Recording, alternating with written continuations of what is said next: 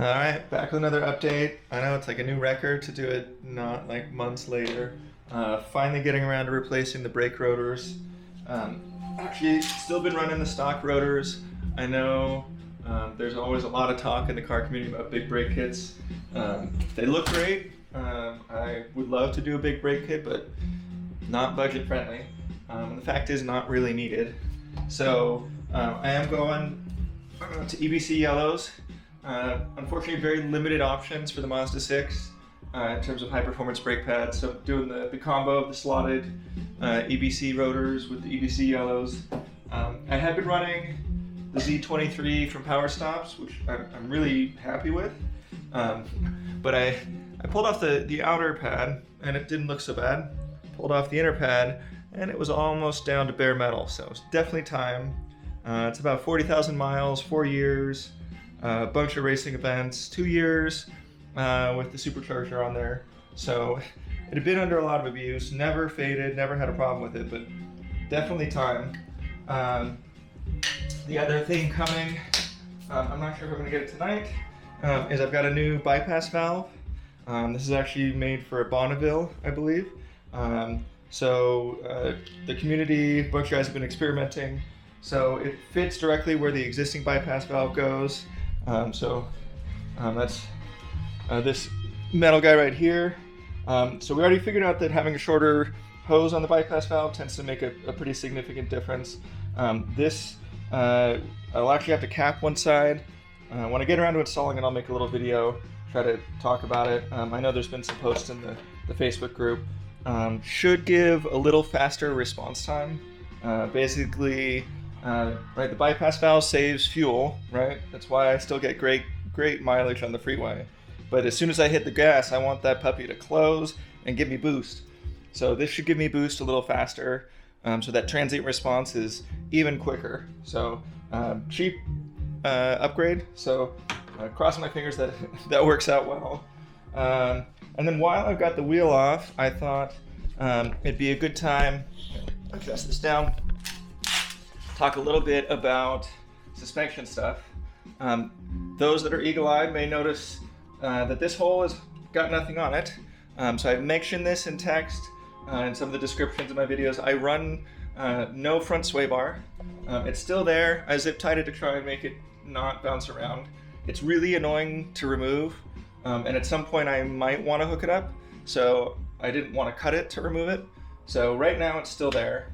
Now the mitigation I did, and I don't know how well this shows on the video, pardon me, is basically I have a custom bump stop that I trimmed to size. It took a lot of experimentation. I'd linked to it, but it's actually the wrong one, so I had to like grind and then see when it bottomed out and cut it. But the whole logic here is because I have no limited slip, the sway bar actually reduces mechanical grip.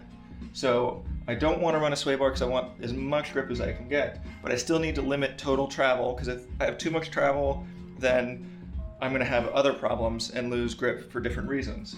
So the custom bushing or bump stop is basically a progressive spring. So the first bit of compression, it doesn't engage. After a very small amount of compression, it starts to engage and starts to ramp up the spring rate. So this means that it's a progressive spring rate starting from my 6K Swift springs and then quickly ramping up. So it'll get up to the equivalent of like 15K if I'm really hard into a corner. So it gives me kind of this best of both worlds. The caveat to that is it can make it a little bit snap oversteery. I haven't had a big issue with that. The long wheelbase of the 6 is so stable, it really hasn't been an issue, but theoretically that's the risk. It's been working really, really well.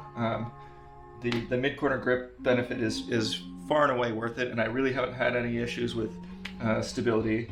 I'm experimenting with trying to run a little more aggressive toe, so going to completely neutral toe, might even try a little toe out just to get a little more rotation.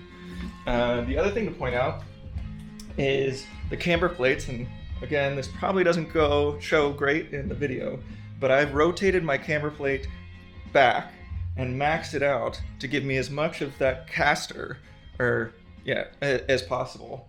So this means that as I turn the wheel, I get negative camber mid-corner, and then it wants to snap back to straight. So it gives a little heavier feel to the steering, and gives me the camber when I need it without having to run a ton of static camber as I'm going straight, so I don't wear tires super unevenly. And then I used some camber bolts here, eccentric bolts, to give me a little bit of the static camber. I'm only running about 1.7, 1.8. I was trying to get to -2. I might knock the coilovers a little more to get me that, but it seems like a lot of work right now. The Godspeeds get a lot of hate, but they've held up really well. I did swap to Swift springs. The dampers are overdone, meaning that it's over-damped. So again, if I had the budget, I would love to go with some fancy springs, coilovers. Something beyond BC, something like full-on nice, or just get these revalved and repressured, but I probably won't. The Swift springs definitely helped, so I went from the 8K Swift spring or stock springs with these coilovers to 6K. Made it significantly more comfortable. Still pretty firm because the dampers are quite aggressive, and of course the adjustment doesn't change bounce and only rebound. So wanted to mention that. So I will probably make another video that'll try to stick to this after I got the brakes broken in, and again, like I said, when I get around to doing the new bypass valve. All right, thanks all.